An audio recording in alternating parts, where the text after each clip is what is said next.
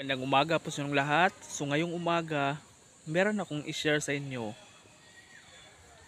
about ano ba talaga ang maganda, trabaho o sariling business.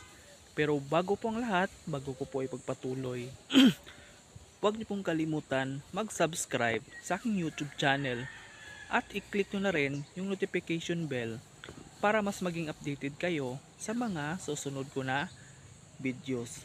So kung papipiliin ka, ano ba yung gusto mo? Trabaho or negosyo?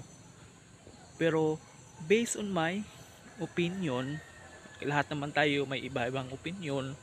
Kung ikaw, ipinanganak tayo na hindi naman ganun kayaman o talagang bilong tayo sa mahirap na pamilya, kaya ba kailangan talaga isipin muna natin kasi wala naman taong negosyante na hindi nawaan sa pagiging empleyado o nangangamuhan. Kadalasan talaga nanggagaling sa nangangamuhan hanggang sa nakaipon sila,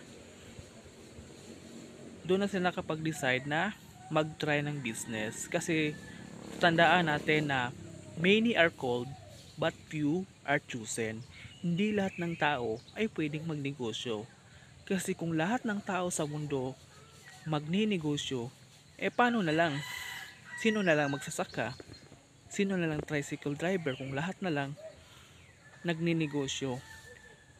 What if pati presidente ng Pilipinas nagninegosyo? Tandaan natin talaga yan na many are called but few are chosen.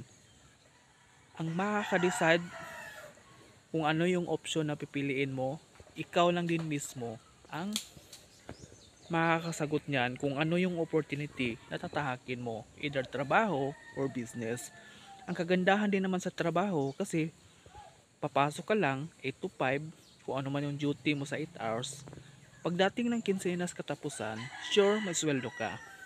Sa employment, may amo ka nga lang, pero yung income mo, 15-30, sure naman na income ka. Pero tandaan mo, pag empleyado ka, na kumikita lang ng 10,000 every month, talagang hindi tayo aasenso. Pero nakakatulong yun para makasurvive tayo sa pang-araw-araw na pangailangan natin sa buhay. Lalong lalo na pag mayroon kang anak, nag-aaral, pagkain pa araw-araw, bayarin ng kuryente. Yung hirap kung wala ka rin trabaho. At syempre, kung ikaw naman gusto mo magnegosyo, paano ka naman magninegosyo kung wala kang kapital?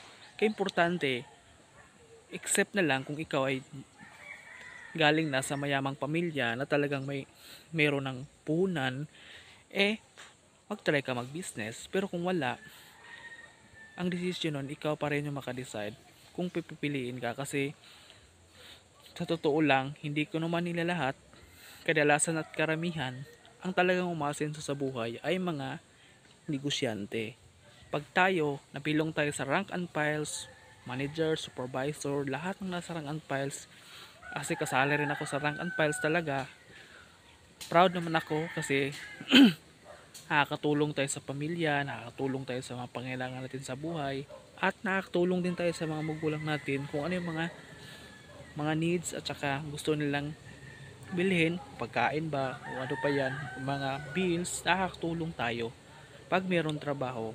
Pag ikaw naman may negosyo, advantage, pwede kang umasenso sa negosyo. Pero tandaan, hindi lahat ng negosyo ay malaki yung kita. At ngayon, isi-share ko sa inyo kung ano yung mga negosyo na pwede mong itry na talagang pwede makatulong pag ikaw nangarap na umasenso. Kasi tandaan, hindi lahat ng negosyo ay talagang yayaman ka. Halimbawa, bibigyan ko kayo ng tip. Merong 3 types of business na pwede mong pasukin. So, una, meron kang pwedeng option na sari-sari store.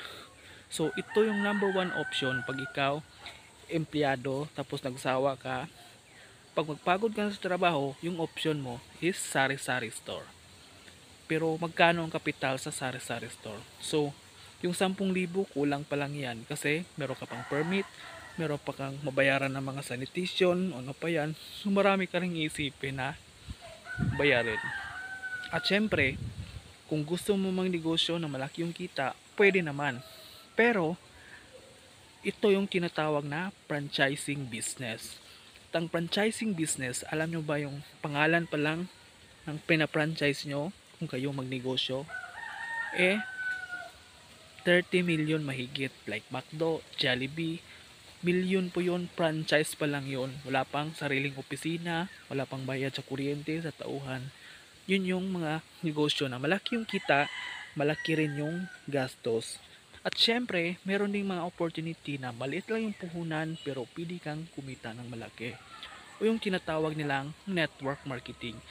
Proven na po yung network marketing strategy, marami nang umasenso, pero nasa atin pa rin yung desisyon kung sasali ka. Kasi wala namang ibang maka-motivate sa sarili mo, walang ibang taong pwede maka-decide sa sarili mo dun, kundi ikaw lang. Kaya kung gusto mo yung opportunity, i-grab mo. Pag ayaw mo, hindi ka naman pipilitin ng taong nag-imbita sa'yo sa mga opportunity na nakikita nila na nakakatulong. Makahon tayo sa kahirapan. Kaya kung importante, dapat tandaan natin na importante ang trabaho at business. Kaya importante, life is a matter of choice. Kung hindi mo choice ang buhay mo sa pag-empleyado, edi magnegosyo ka. Kung ayaw mo naman magnegosyo kasi stress, edi doon ka sa employment. Ganun lang naman yung kasimple. Importante lang dapat na tandaan natin na anumang mga biyaya na marating natin sa buhay, natanggap natin, pasalamat tayo kay God. At the same time, huwag natin kalimutan na pangalagaan natin kalusugan, kasi yun yung puhunan natin para gawin natin para sa mga pangarap natin sa buhay. So yun lang po, maraming salamat po.